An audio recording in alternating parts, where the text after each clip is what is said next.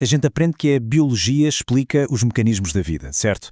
Mas, e quando a própria ciência se depara com perguntas que os seus métodos, sozinhos, simplesmente não conseguem responder?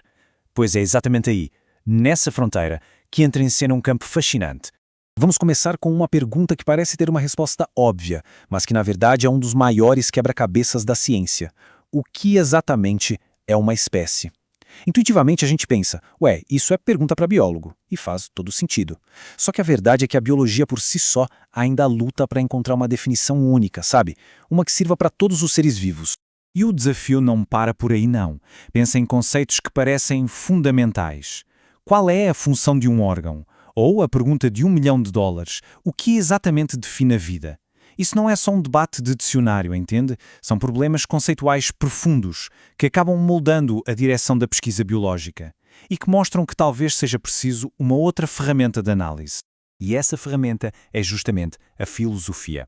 O que nos leva a uma questão que pode soar um pouco estranha. A biologia, uma ciência tão focada em dados, em experimentos, realmente precisa de filósofos? Vamos ver como essa parceria se tornou não apenas útil, mas essencial. A filosofia da biologia é precisamente essa parceira. Ela não é quem segura o microscópio, mas sim quem analisa os conceitos, as teorias e as implicações que surgem do que se vê no microscópio. É um trabalho de questionar as bases, de refinar as definições e de conectar as descobertas da biologia a uma compreensão muito mais ampla do mundo vivo.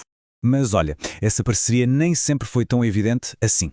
Houve momentos-chave, principalmente ao longo do século XX, em que a filosofia da biologia decolou e se tornou um campo crucial. Vamos entender como isso aconteceu. Por muito tempo, a filosofia da ciência olhava quase que só para a física. Com suas leis universais, sua matemática elegante, ela parecia o ideal de ciência. Tinha até uma piada que dizia que os livros sobre o tema deveriam se chamar Filosofia da Física. Mas isso mudou. E mudou drasticamente. Hoje é um consenso que a biologia, com toda a sua complexidade, seu jeito de ser histórico e suas inúmeras exceções, gera questões filosóficas tão ou mais profundas. Essa mudança foi impulsionada por, basicamente, 3 grandes forças. Primeiro, os próprios avanços da biologia. A união da teoria da evolução com a genética, a descoberta do DNA, tudo isso trouxe enigmas que eram tanto científicos quanto filosóficos. Segundo, a própria filosofia passou por uma virada naturalista, um momento em que os filósofos começaram a usar a ciência para discutir questões antigas sobre conhecimento e moralidade. E por fim, surgiu um movimento para diversificar a filosofia da ciência olhando para além do modelo da física. Então, na prática, como é que um filósofo da biologia trabalha? A atuação dele pode ser dividida em 3 abordagens principais. Essas 3 abordagens são bem fascinantes. A primeira usa a biologia como um campo de testes para ideias gerais sobre a ciência. Por exemplo, será que tudo na genética pode ser explicado só pela química do DNA? A segunda mergulha de cabeça nos debates da própria biologia para refinar conceitos como aptidão, evitando que a famosa frase sobrevivência do mais apto se torne um círculo vicioso, sabe? Onde o mais apto é aquele que sobrevive. E a terceira abordagem usa as descobertas da biologia para iluminar questões filosóficas clássicas, como o jeito que a evolução moldou a nossa capacidade de conhecer o mundo. Essa variedade de abordagens acabou criando um campo super vibrante, com várias sub-áreas especializadas, cada uma focada num tipo diferente de quebra-cabeça. Vamos fazer um tour rápido por algumas das mais importantes. A área mais famosa é, sem dúvida, a filosofia da biologia evolutiva. Ela mergulha a fundo em questões centrais. A seleção natural age em quem? Nos genes, nos indivíduos ou nos grupos? O que realmente conta como uma adaptação? E como a gente consegue distinguir a seleção natural de outros processos, como a pura sorte da deriva genética?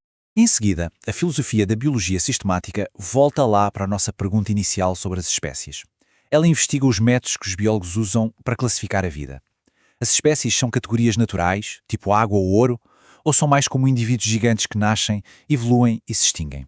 A resposta muda completamente a forma como a gente entende a árvore da vida. Já numa escala bem menor, a filosofia da biologia molecular questiona conceitos que parecem super sólidos. O que exatamente é um gene numa era em que a gente descobriu que o DNA é muito mais complexo do que um simples código? E quando se diz que o DNA contém informação, isso é literal ou é só uma metáfora muito poderosa?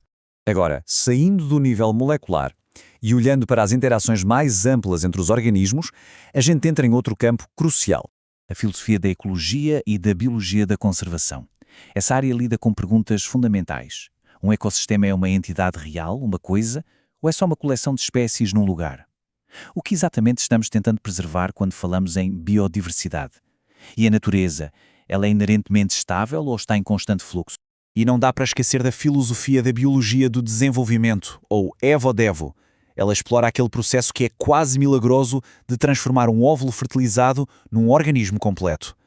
Ela desafia a ideia de um programa genético simples, mostrando como a interação complexa entre os genes e o ambiente é que é fundamental para construir um ser vivo. Bom, nós exploramos o que é, como surgiu e as áreas da filosofia da biologia. Mas a pergunta final continua. Por que isso realmente importa? Qual é a grande conclusão? O ponto crucial é este. A filosofia da biologia nos força a pensar de forma mais crítica sobre o que a ciência da vida realmente nos diz. Ela questiona os fundamentos que a prática científica muitas vezes assume como certos. Ao refinar conceitos que os biólogos usam todo o dia, ela torna a própria ciência mais clara e precisa. Ela constrói pontes entre as descobertas de laboratório e as grandes questões sobre quem nós somos. E talvez o mais importante, ela atua como um controle de qualidade para o nosso pensamento, garantindo que a interpretação que damos à ciência seja tão rigorosa quanto à própria pesquisa. Isso nos deixa com uma reflexão final. Se a ciência é a nossa melhor ferramenta para explicar o funcionamento do mundo, a filosofia é a nossa ferramenta para questionar e aprofundar essa explicação. A fronteira entre elas, portanto, não é uma linha clara, mas uma área de colaboração. Talvez não sejam duas disciplinas separadas, mas sim duas faces inseparáveis da mesma busca humana por entendimento.